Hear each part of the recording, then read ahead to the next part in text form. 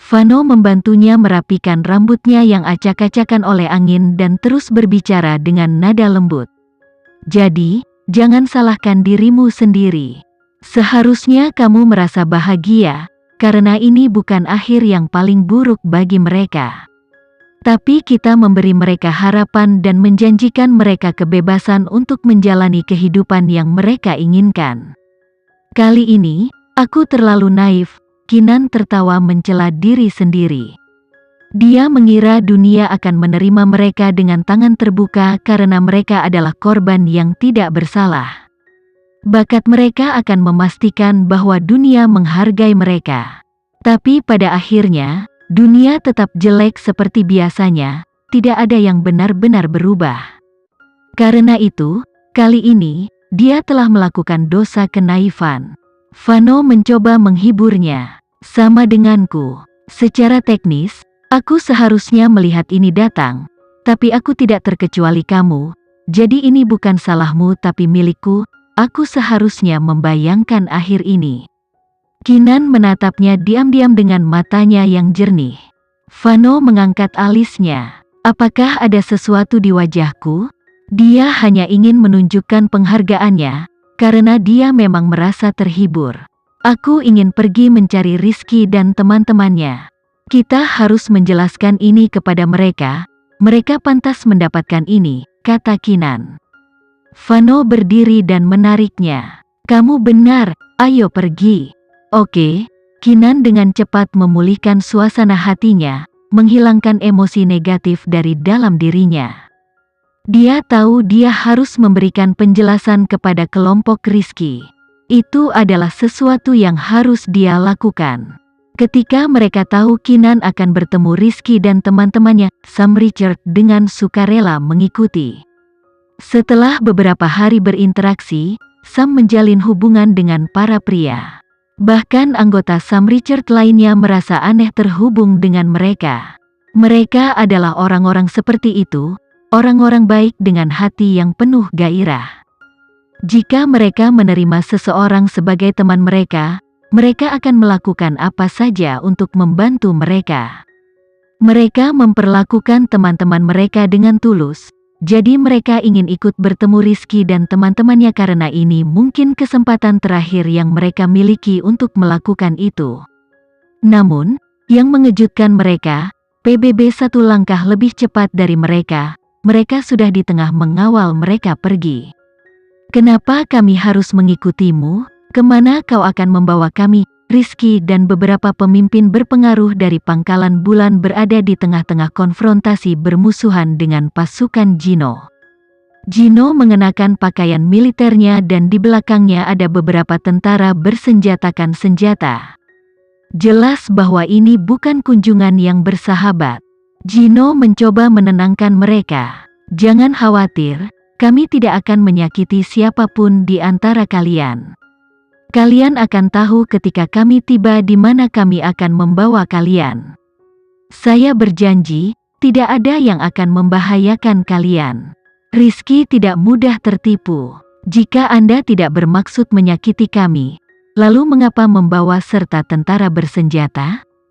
Mereka di sini untuk melindungi kalian semua. Dari cara saya melihatnya, mereka di sini untuk menyakiti kita. Di mana Nona Kinan dan yang lainnya?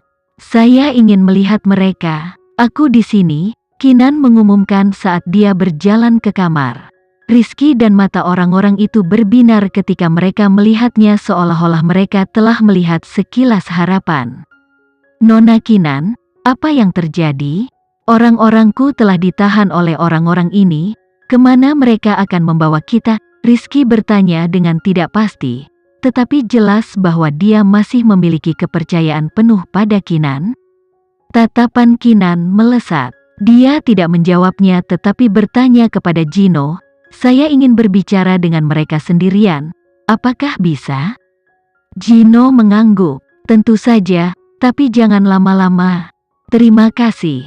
Gino masih menghormati Kinan, jadi dia tidak mempersulitnya. Dia memimpin anak buahnya pergi untuk memberi mereka privasi. Rizky saat itu telah menyadari gawatnya situasi. Dia dan anak buahnya memandang Kinan dalam diam. Kinan menatap tatapan mereka dan berkata langsung, "Pejabat tinggi memutuskan untuk mengirim kalian semua ke sebuah pulau kecil. Kalian akan memiliki kehidupan yang baik di sana, dan mereka tidak akan menyakiti kalian." Rizky tidak mudah dibodohi. Dia menuntut, "Mengapa kita harus dipaksa tinggal di pulau ini dan dikawal ke sana dengan cara seperti kita buronan? Maaf, aku tidak menyangka mereka akan mengambil keputusan seperti ini. Mereka ingin memisahkan kalian semua dari masyarakat manusia normal."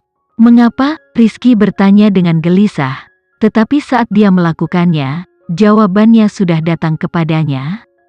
"Mereka ingin menghukum kita karena dosa-dosa kita," tanyanya dengan wajah muram. Kinan tidak menjawab, tetapi artinya jelas. Wajah Rizky dan teman-temannya menjadi gelap.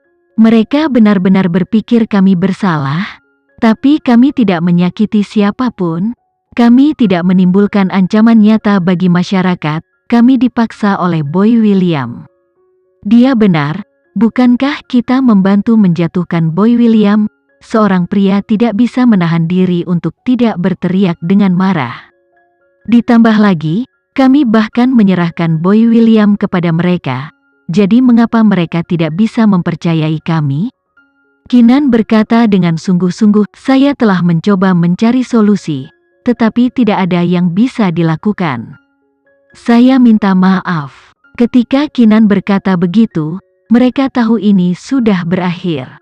Ini karena di bumi, dia adalah satu-satunya sekutu mereka.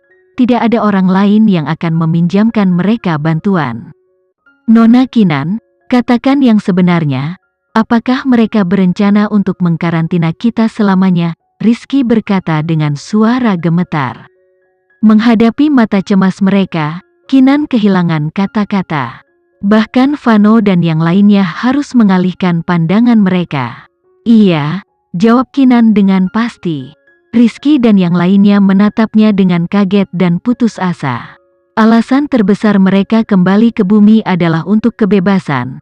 Tetapi sekarang, mereka akan dikarantina lagi. Apakah mereka tidak akan pernah lepas dari takdir dikendalikan? Tapi kenapa? Mata Rizky berkobar karena marah. "Itu bukan salah kami. Kami dikendalikan oleh Boy William sejak kami masih anak-anak.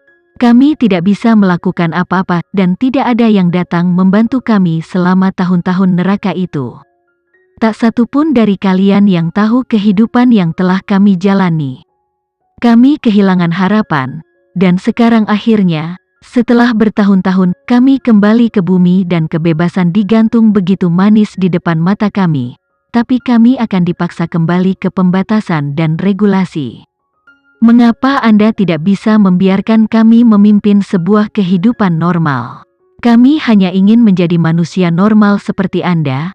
Mengapa Anda harus mengambilnya dari kami?" "Nona Kinan, ini terlalu kejam.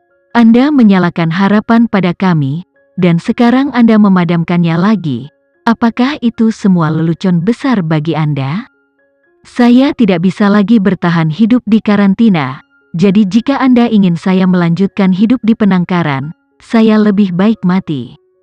"Nona Kinan, ini berbeda dari apa yang Anda janjikan. Anda semua berkata, setelah kami kembali, kami dapat pergi kemanapun kami mau dan melakukan apapun yang kami inginkan. Jadi, apa janji-janji itu hanya bohong belaka? Nona Kinan, kami sangat mempercayai Anda, tetapi Anda telah mempermainkan kami. Sulit untuk menerima kenyataan bahwa seseorang telah ditipu.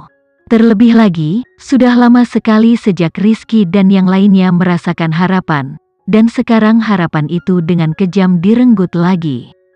Ketidakpuasan dan kebencian mereka meledak. Mereka telah menjalani sebagian besar hidup mereka dalam keputusasaan yang membosankan. Keluarga William tidak pernah memberi mereka harapan sehingga mereka tidak berani berdoa untuk harapan. Mereka berpikir seperti itu sepanjang hidup mereka.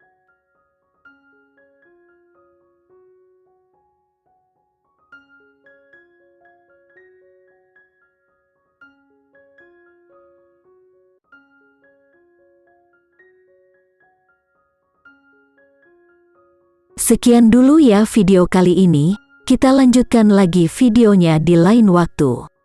Oh iya, bagaimana menurut kalian? Semoga bisa sedikit menghibur kalian semua.